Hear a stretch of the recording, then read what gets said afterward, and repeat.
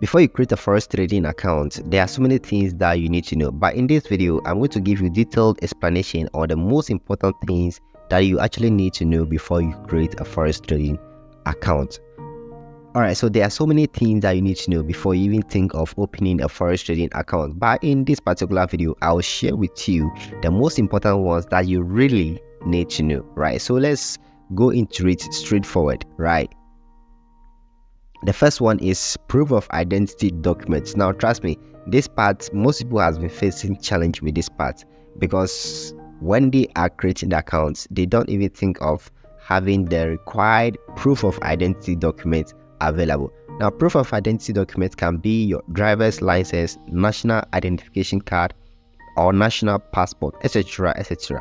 And most at times the various brokers, they asked the required document based on the country in which you are. For instance, Ghana, they do ask of these ones over here. They are the common ones that they do ask for any client registering an account in Ghana. These are the common ones that they do ask of. So you basically need to have these documents available: driver's license, national identification card, and your national passport. You need to have it in handy, because you need to have these documents to verify your account. If not, you wouldn't be able to trade and withdraw whatever profits that you are going to make.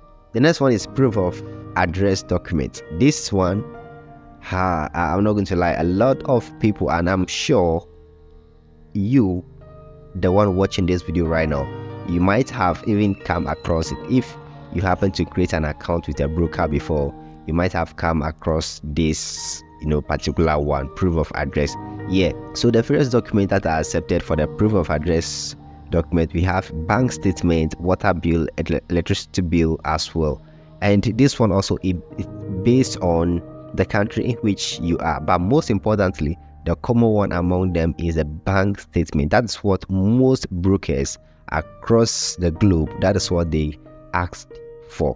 So there is something I want to share on this particular proof of address, because a lot of people have contacted me like with issues about their proof of address and so on and so forth. So yeah, allow me to throw more light onto this part, as many people do face challenges with this one. Okay, now proof of address continuation. With the proof of address, like I'm going to say this, right? Try as much as possible to avoid PO box addresses and other complicated addresses when creating an account. So when you're opening an account with a broker, try as much as possible to do away with post office box numbers. No, those things, they are not really needed. Okay, and complicated addresses, they are not needed.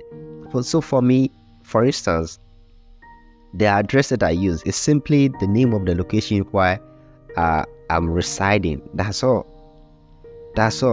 The most important thing here is that the address that you are using, okay, to register the account, it should be the same as the address on your bank statement or on your utility bill documents.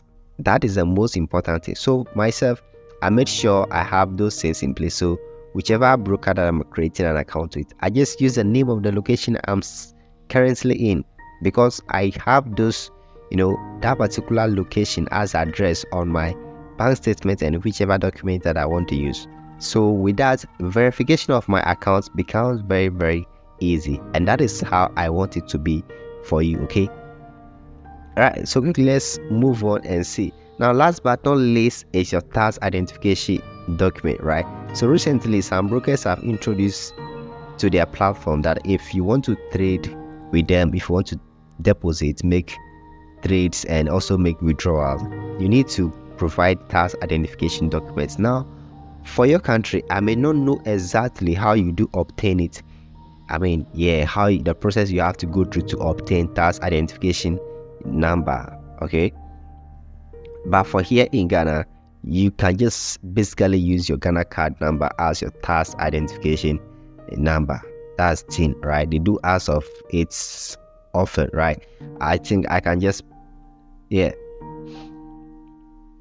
they do ask of the tax identification number. Okay, I just call it tax identification document. It's basically that number.